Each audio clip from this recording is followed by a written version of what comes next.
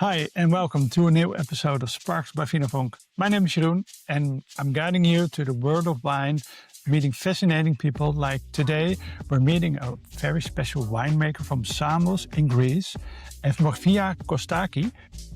Very welcome. Kalispera. Kalispera, thank you for having me. And thank you very much for making time.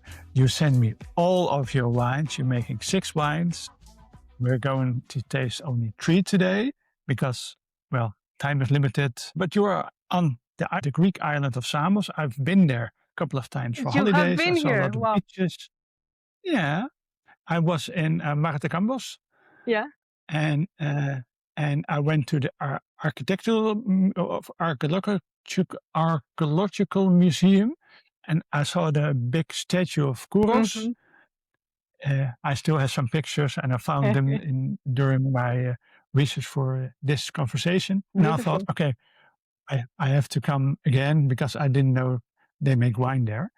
But first of all, can you tell me something about yourself? Yeah, so I actually come from Samos, from Karlovasi on the western part. That's where I grew up.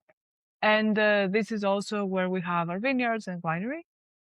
So I grew up here, I went to school here, and then I moved to Athens to study. I studied first chemistry. I always wanted to go into wine, but I thought, okay, maybe I'm young, maybe I'm not sure. So I thought chemistry is a safe solution and something I really love. So I did that first. And then I thought, okay, the wine bug does not go away that easily. And I went to study a bit more. I studied Viticulture and Oenology. And that's where I met my partner, Lorenz. So we studied in Italy, first in France, then in Italy. We did our thesis in California. I did it with the university, and Lorenz did it with a winery. And at the same time as we started our master, we started with the WSET. We did the diploma. So it was a really complete course, complete overview of wine, because you saw at one time how it's made, and on the other time what a lot of universities are missing, the actual tasting and learning about the regions and the styles and the grapes and all that. So yeah, I mean, we had some offers to stay in the US and continue working over there, but we thought, okay, let's do something of our own. And we decided to come back to Samos. And here we are now. But so you've been winemaking all over the world. Well, almost, not in Australia or New Zealand, but no, I did harvests outside of Greece, just in France. I did in Chablis and Champagne. But Lorenz has been all over the world, also New Zealand and Australia and all over the place. Yeah. So a lot of knowledge all over the world. And now you're on Samos. But the vineyard started in 2000? No, the vineyard. Did you start a vineyard? So the vineyard we have has been in the family for many, many years, more than 100 years. And it always used to be a vineyard. And that's what makes it special, because our vineyard is massal-selection. And basically, when they wanted to replant something, they just took cuttings from the next terrace and planted it in the new one, So the clone we have in the vineyard is just the very original clone. So that makes the wines very special, very unique. But I think it's important to talk a bit about Samos, maybe, because you have been, but most people have no idea what's happening. Yeah. So it's a very green island. I think you saw maybe not as much in Martecambos, but when you go to the north side, where also most of the vineyards are, you get a lot of rain. We have more rain than London, which is quite impressive, although it's mainly in winter. And everything is green. You have forest interrupted by a vineyard, interrupted by an olive grove, and it's all like growing together, a very special place. And we have these 2 massive mountains. So one is 1,400 meters, more than that, and the other is about 1,100.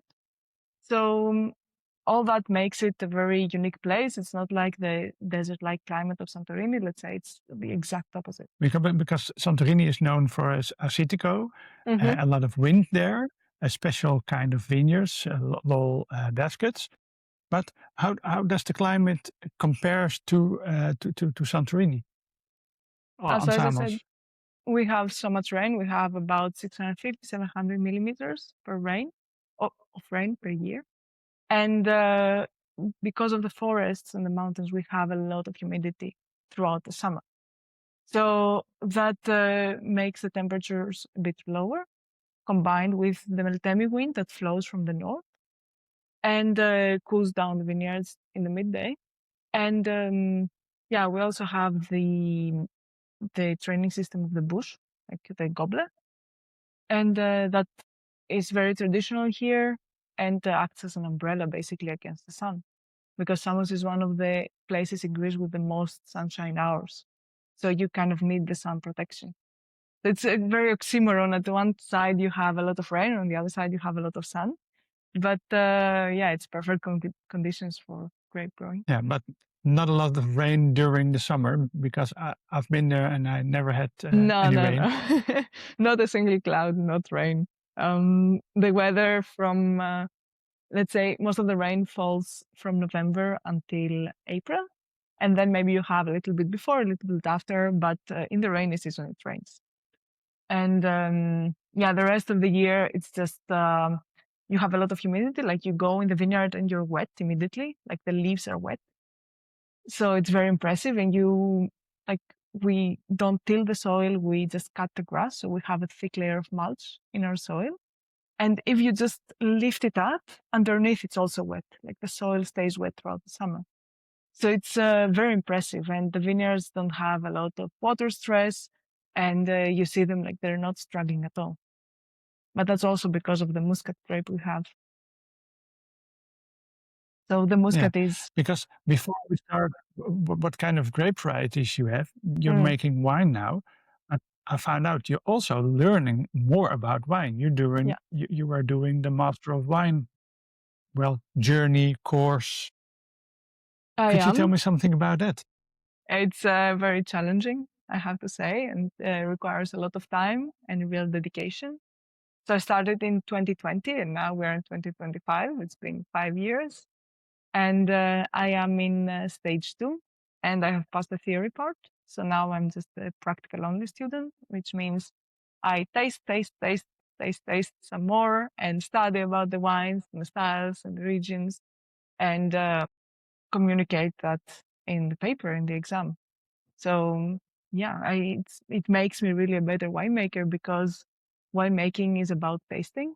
And our philosophy at Kostaki is also that without tasting properly, you cannot make good wine. So yeah, it's really helping me become better every day. Maybe soon you will be the next Greek master of wine. Maybe, hopefully. Maybe. Hopefully soon. Yeah. Hopefully soon. Yeah, because there are 4 stages, right? 3. So if I pass 3. now, if this year I pass the practical, I will have to do a thesis. And that's it. If I pass the thesis, which is not as easy as it sounds, then yeah, I will be free. Free and a master of wine. Yeah. Well, I will be following your journey. Now back to the vineyard. What kind of grape varieties do you now have, and what kind of grape varieties did you have? Because the vineyard is in your family for more than 100 years. Could you tell me something about it? So the vineyard was always exclusively Muscat. We have Muscat Blanca Petit Grain, and it's the variety that you find all over Samos Island. There are about 1,400 hectares of Muscat planted on the island. There are a few other grapes, but it's the vast majority. And originally it was, it has always been Muscat and will always be Muscat, let's say. Yeah. And but you make different kinds of wine from the same grape variety. Yes. So our goal is to become basically the benchmark of Muscat. And not a lot of people around the world really focus on this grape, although a lot of people make it. So you found it in Greece, you find it in almost all the wineries, they almost all make a Muscat. And also abroad, you find it in many wine regions in Italy, in France, and even Spain, Portugal, Australia, the US. It's the first international grape variety. And it's one of the most ancient grapes in the world. That's why it expanded together with the ancient Greeks. They took it with them, and you find it in all the ancient colonies, and from there it spread all over the world. So it's a variety that's really loved, but it's not really currently appreciated because it's easy to make an okay wine, a very perfumed wine, but to focus on it and see what it can do, not a lot of people have tried to do that because, it's hard. It's a very hard variety to grow and hard to make it good. No, it's not so. It's wine friendly, but it's not labor friendly. Absolutely not. So we're also organic, and Muscat has very thin skins and very tight bunches. Yeah. And I saw the label on the bottle, and I saw it, and I thought, oh, you're organic certified. That's a lot of work. Yes. And it's very special. It is organic certified, and this vineyard has been organic since 2000. So it's the first organic vineyard on Samos and has been continuously organic for since then, like 25 years, which is a lot of time and enough to make an impact. But it's very hard to grow perfect grapes with organic, especially in Samos with so much humidity, and with the Muscat that has the tight bunches. So, for example, we have the bush vine, which has all the leaves on top that creates a shade.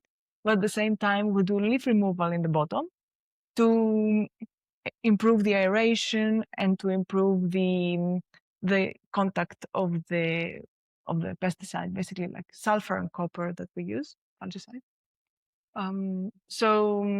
It's a lot more work, but we're very happy with it. And I mean, we work in the vineyard ourselves. Like, we are the ones who are in the vineyard all day. And it's important for me that I'm not afraid to sit in the grass of my vineyard. So it's not just marketing, it's about myself. Like, yeah, it is like this. But it's hard work, but is it also hard working for making a good wine of it? Yeah, Muscat is very easy to oxidize. So you have to be very careful during winemaking to not allow oxygen inside, because then it becomes bitter. So for me, that's the biggest challenge, to not have something bitter. And so we work very reductively, and we love this style actually. And at the same time, we use screwcap, because if you work reductively and then you put a cork in it, you just undo everything you've done. So we just, all our decisions are the best for our product and ourselves, maybe not necessarily for marketing, but for example, we also use lightweight glass, and all the glass is colored like this, like kind of brown color, because it protects from UV. And I mean, we're in Greece, we have a lot of UV. And but also they are lightweight bottles, because we carry them around and we go to tastings and we do all these things, and we have to bottle ourselves and we have to carry the boxes. And why choose a bottle that's 1 kilo when you can choose something that's way lighter? Like, there are so many practical things that we did, to making our life easier wherever we can. When the bottles arrived at my place, I got them out of the box, and I thought, oh, they're empty. And I looked, oh no, they're not empty, because they were so light. Yeah. And I liked the labels also, very elegant. Thank you very much. But also, maybe it's my imagination, but I also see the landscape of Samos in it. Exactly. So it is an abstract view from my tasting room. And our tasting room has a very amazing view all over Western Samos. And that's basically what you see. And then as the sun goes down, you see all these different colors and the layers between all the mountain ranges. And yeah, the labels perfectly represent that and represent our style. And we're very happy with them. Yeah. And before we're going to taste the wines, could you tell me something about the different kinds of wine? Because you sent me 6 wines. A lot of wines. So Muscat Yeah. is basically the grape that can make all styles possible. You can have sparklings, you can have still wines, you can have dessert made with botrytis, like in Tokai. You can have dessert from sun-dried, like on Samos or Mistel, or I don't know, whatever kind of wine we imagine. Orange wines are now very trendy. Whatever kind of wine you can imagine, you can make with Muscat. And that's something amazing that this variety can do. And I honestly believe no other grape can do it so successfully. And we cannot claim to be the Muscat masters if we don't make a lot of different styles. And we want to showcase this variability of Muscat and its ability to make so many things. And yeah, our goal is to change people's minds about the variety. And hopefully we see many more wineries coming up, not only in Samos, but elsewhere that follow this logic, that they take Muscat to the next level, because it's a pity that it's so undermined. Yeah, because when I say to people, oh, well, I'm going to taste some wines from Samos, they say, oh, sweet wine.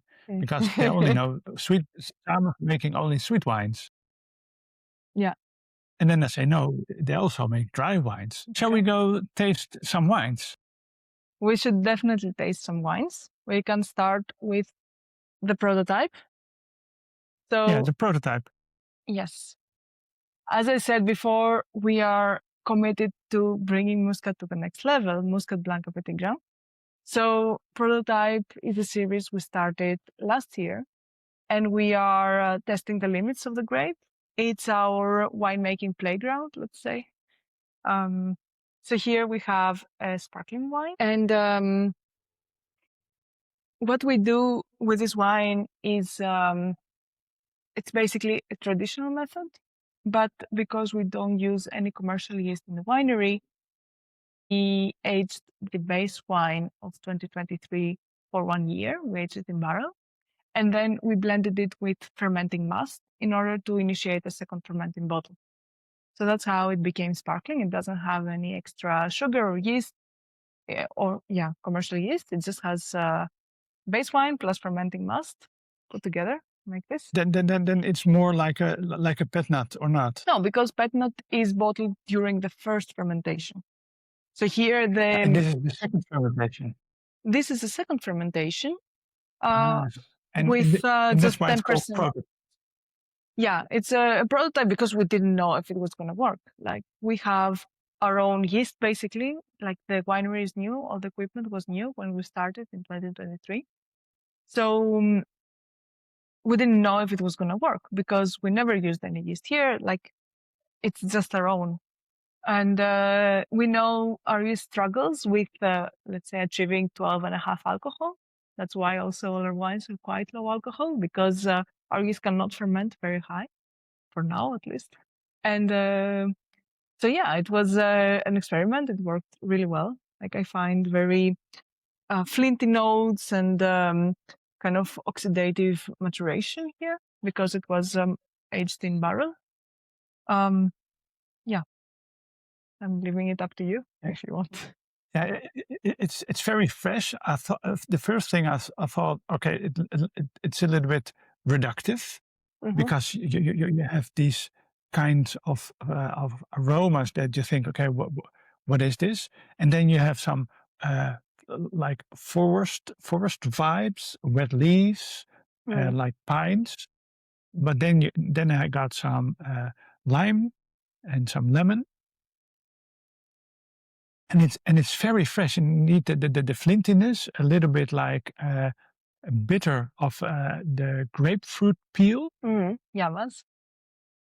So yeah, as you see, in all our wines, we try to not have so much the very intense Muscat flavors.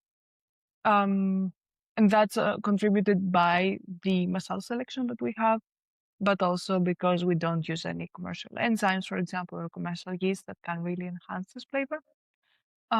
But what I also say is that Muscat Blanca Petit Grain comes from this area, comes from Samos or comes from somewhere around here. And for example, just like Sauvignon Blanc, it comes from the Loire. And over there, it makes these wines very mineral, very elegant, very restrained. And anywhere else in the world, you have these very opulent styles. And it's the same with Muscat. Like in its origin, where it comes from here, it makes something very minimal and very mineral and very elegant. And somewhere else, it makes something that can be almost soapy, let's say. So yeah, and that's what we try to showcase. But it's very fresh, but the aftertaste is so long, and I feel like I'm walking in a forest, but it's beside of the beach. Very strange things happening. It's just like now. Samos because the forests reach the beach. Yeah. Yeah. So And it's a little bit like a little bit yeasty, but a lot of full flavors, but it's very light at the same time. It's very nice and balanced. thank you so much. Yeah, so this is what made of by the masters of Muscat. And yeah, cheers to that. What are the reactions on the island of this wine? Sorry, what? What were the reactions of this wine on the island? Actually, this wine we didn't sell on the island. It was a very limited production, and yeah, our distributor in Greece got it all basically. So very limited. Yeah, because just 500 bottles. But, yeah, are you going to make this every year now? Because it's not a prototype; it's a success. So eventually, like this year, we created some more sparkling base wine. It's fermenting next to me here, and giving me like the tank gives me this very nice lighting. And yeah, so we will make some more of this, but I think under a normal like label, we will add this on our range because we don't have enough labels yet. Yeah. Very nice. Shall we go to the next wine? Yeah. And for example, and that's prototype. The dry. Yeah. For prototype, we are now making 2 more trials. Let's say we're making over there in that small tank. We have something we are trying to create flour. So we haven't opened it in a couple of months, and we will open it in a year or two. Maybe we'll be vinegar, maybe we will have flour, who knows? Yeah. And we also made a governo, which is a forgotten tradition from Tuscany, and where they add dried grapes to a wine from last year. So you have, it's very trippy because you have this wine that has dried flavors, but it tastes very dry. And we see. So stay tuned for the next prototypes whenever they get released. Very interesting. Yeah. Fascinating times. Then we're going to the Dry. Very nice name, Dry. Yeah. You want to keep things simple, and I want to help the people who help me. Like if you're in sommelier in a restaurant, I don't want you to remember a random name, another random name that someone made up. Like I want you to know, like this is a dry wine, and yeah, every wine represents the names represent the styles. Yeah, but it's also very simple to pronounce. It's Kostaki Dry, please. Yeah, cannot get more basic than that. Yeah, the color is light lemon yellow. It's a little bit cloudy. You think? You don't find it? I think it's just too cold for you. The cold? Shouldn't be. Yeah, I don't know. Maybe it's cloudy. Because you clear it with bentonite, I think. When we need, so we do the test. And this year we didn't add any bentonite because all the wines were stable. Yeah. Stable, and the gravity worked for it. Yeah. And so for the dry, what we do in general for our dry wines we create many different winemaking techniques. Because when we started, we had a very clear idea of what the wine styles we wanted were like, but we didn't know how to get there. So what we did, like first harvest 2023, we did, and we still do that actually. So it's something that worked out and we keep doing it. So we do many different winemaking techniques. We harvest in many different dates. So for example, we do direct press, we do skin contact, we do orange wine, we do barrel ferment. We have something that's harvested quite early, so we use for acidity. We have something harvested later, so we use for the body. And then we have all these many blending partners. And we play around to create two different styles. So basically, with the dry, we have mainly a wine that's direct press, but it also has about 20% orange wine and about 10% of barrel fermented wine. So the orange gives like some structure, so you feel some kind of little prickling in your mouth, which is perfect for food. And then the barrel fermented adds some roundness to the palate to fill it in. And I hope you see all that in the glass. And because it's very complex in the nose. Mm. And I thought, okay, what is happening? And again, the same vibes of the forest, but it's more floral, this one. More, more flowers, but also a lot of rosemary and thyme. And very fruity. For me, it reminds me of orange blossom, this kind of flowers. Oh, it's very elegant, complex, but very, very round and straightforward at the same time. Mm-hmm. You smell something, you taste it, that's it, and it stays there. And it develops in your mouth, and indeed a little bit of the tannins of the orange wine. I feel it in my gums a little bit. Oh, it's very nice. The label is simple, but the wine isn't simple. You don't make it simple.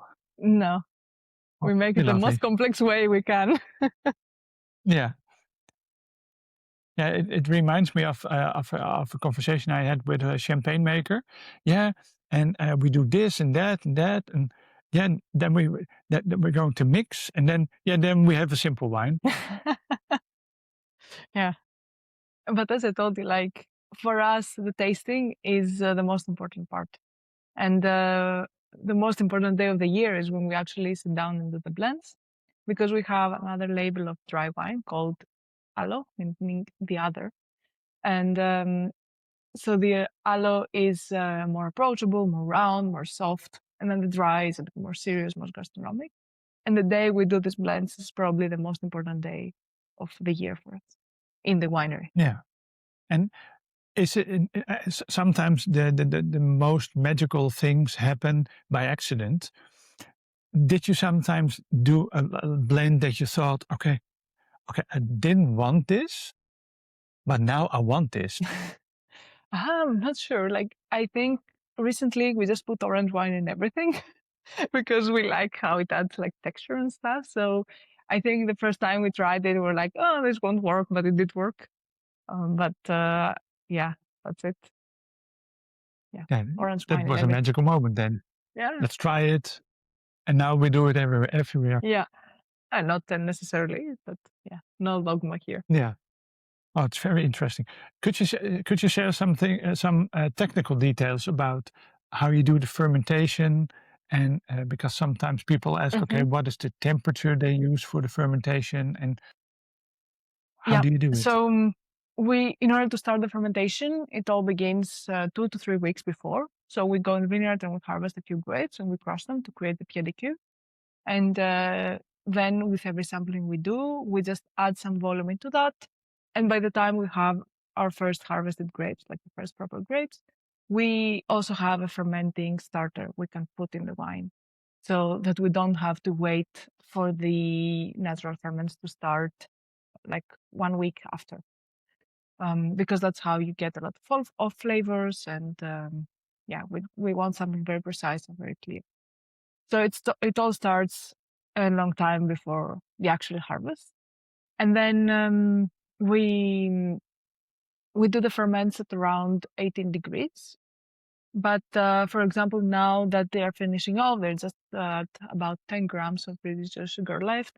We have them quite free. They are at 20, like they don't go higher because also at nights the temperature is quite lowish. So now they're at 20, 21, somewhere there, but without temperature control in order to finish. Yeah, sometimes we have some residual sugar, but we like that. It's we like to play with some arrests to add some structure, add some roundness. And most people want to have dry wines, but actually want dry wines with a bit of arrest. So yeah, it works out pretty good, even if they don't ferment completely. And yeah, that's it. But how do you balance that with the pH level of the wine? Because we harvest at different stages. So we harvest, for example, we start harvest at 10% alcohol, potential alcohol. So that has quite some acidity. And then we finish at 12.5, let's say. So everything is low alcohol, but yeah, we don't keep things overripe. Perfect, thanks. Shall we go to the last wine? Definitely. So And it's a good that's pass a very because interesting name because the name is Early Harvest. yeah. So what could that mean? This early harvest. I think it's you picked the grapes earlier. Yeah, but we do that because we can achieve high acidity and very fresh flavors. So in the end, we stop the fermentation before it finishes, and we have an off-dry style. So it's not a dry wine, and it's a kind of word of play with late harvest because late harvest is kind of sweet. This is also kind of sweet. Yeah. Yes, yeah, and I don't know if you can see it, but this is the early harvest. It's a little bit lighter of color than the dry one because yeah. It's also from the color in it. It's also from the 2024 vintage. But I mean, with the screwcap, you don't see a lot of color change with the wines. But yeah, it's contributing a bit. Yeah. And also doesn't have orange wine, just has, I don't know, maybe 5% of orange wine in there. And only 9% alcohol. Mm-hmm. It's a little bit less aromatic, but also very interesting. Did you think, okay, what is happening now? Because you think, okay, it will be the same, but it's not completely different, but there's a huge difference in it. It's a little bit sweeter, but also higher in acidity. And in that way, you get a lot of tension in your mouth. Your brain is like, okay, it's sweet. No, it's not. It's sour. No, it's not. Well, and it has another level of complexity. It's very pleasant also. Thank you very much. I would say it's like a cocktail, wine cocktail by itself. You know, you have all these different elements. You have a bit of sweetness, fresh fruit flavors, have the acidity, and yeah, it's perfect. And to drink it in the Greek summer, there's nothing better. Yeah, because you have a lot of lime zest, and you think, yeah, if you think in cocktails, just put an umbrella on it. Maybe we will do that. Yeah. Yeah, maybe in the label some, a little bit of umbrella shape. Yeah. But this is a new sound of Samos, a new renaissance of Samos, you could say it. But how do you see the future of winemaking in Samos? And are other winemakers coming to you? Oh, I want to learn about how you make these kinds of wines. People don't come here, although if they would come, we would help them out and tell them what we do. And I mean, we have the unique thing about us is that we have ourselves. Like both me and Lorenz were very careful in the vineyard, very careful in the winery. We do the tastings, the blendings ourselves, and that's not something you can copy. But the issue with Samos is that it used to be a monopoly for the cooperative for the past 100 years almost. And it all stopped in 2015. So for about 100 years, from 1934 to 2015, people didn't make their own wine commercially, just at home. But that means we lost all winemaking tradition we could have. Because Samos has always been a wine producing island, we just had a big pause of wine producing. We're just grape producing. People were just dumping the grapes at the cooperative, bye, giving my money and leaving, I think that's what's keeping Samos behind, that we don't have this tradition. Like everything we do at Kostaki is absolutely not traditional, but it would be good to have a starting point. So we feel like we started from scratch. And that's why we experiment a lot. And we use a lot of critical thinking. We see what other wineries, not only on Samos, like around the world, what they're doing. Can we take something from that? Can we avoid something? And because with wine, you just have one chance a year. And if you are secretive, and if you don't ask, and if you don't share information, then you don't succeed, then you don't progress. Yeah, because you're working in very hard conditions, very wet during the whole year, but besides of the summer, very hot in the summer. But you're organic certified, so you know how to do it. And a lot of people say, okay, I can't do organic certification because I have too much humidity. So go to Samos and learn from you, I would say.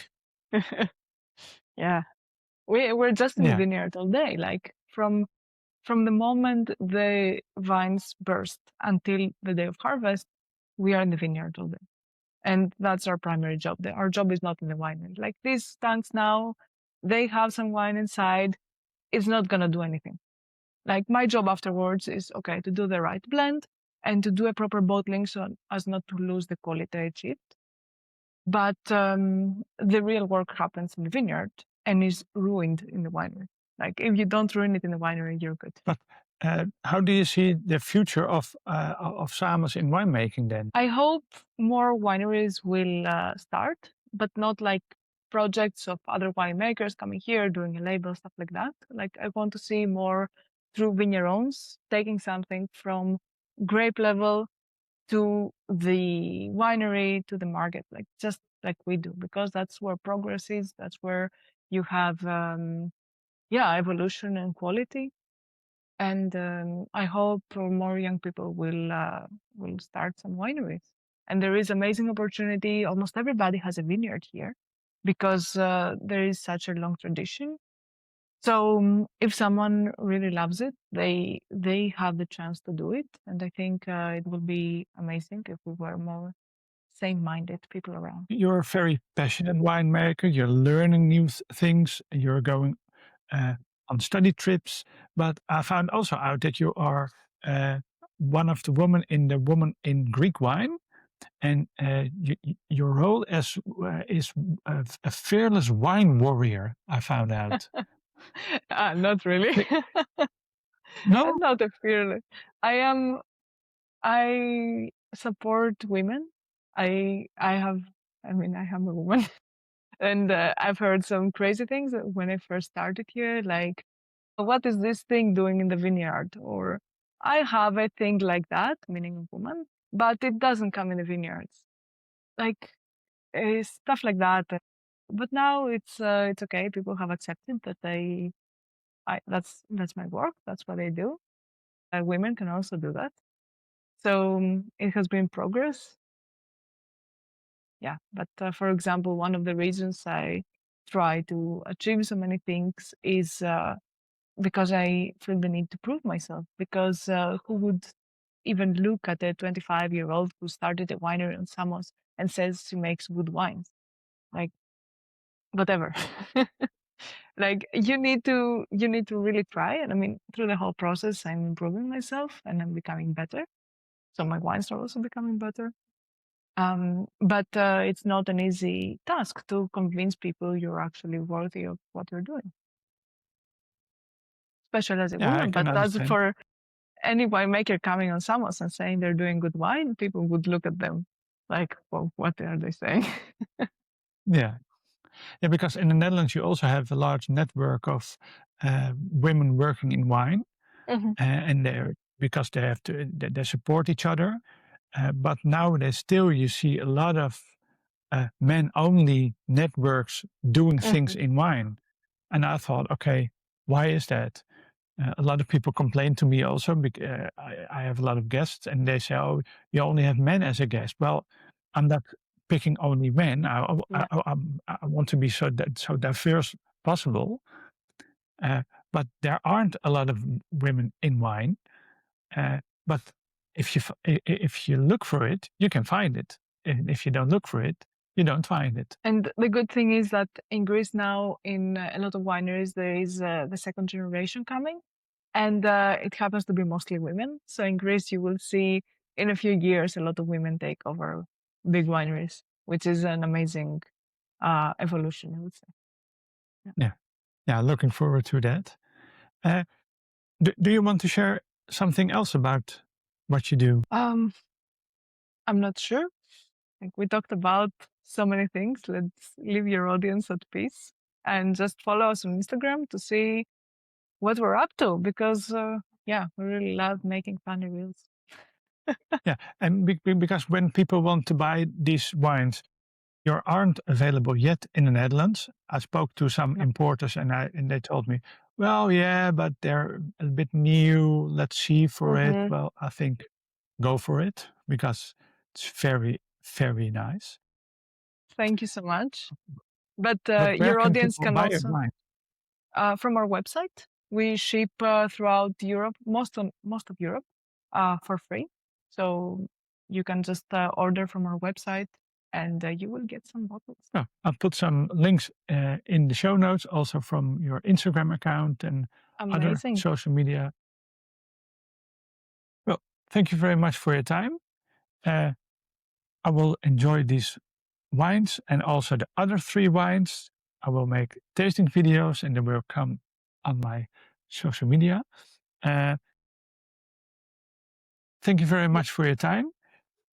Hope to see more of your wines in the future, because the vintage 2025 almost ends.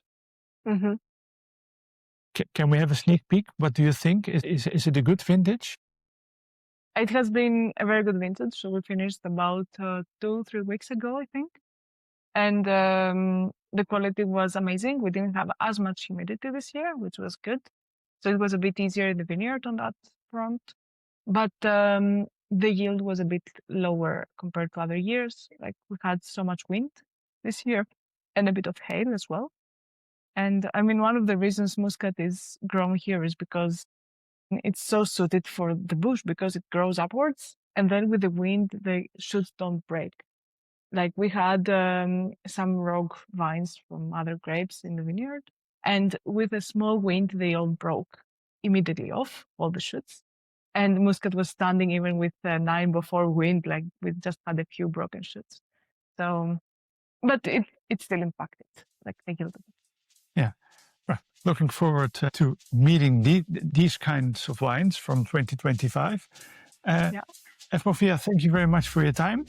This was a new episode of Sparks by Vinifera. Don't forget to subscribe in your favorite app, Spotify, YouTube, Apple Podcast, whatever. And see you next time. See you. Bye. Bye.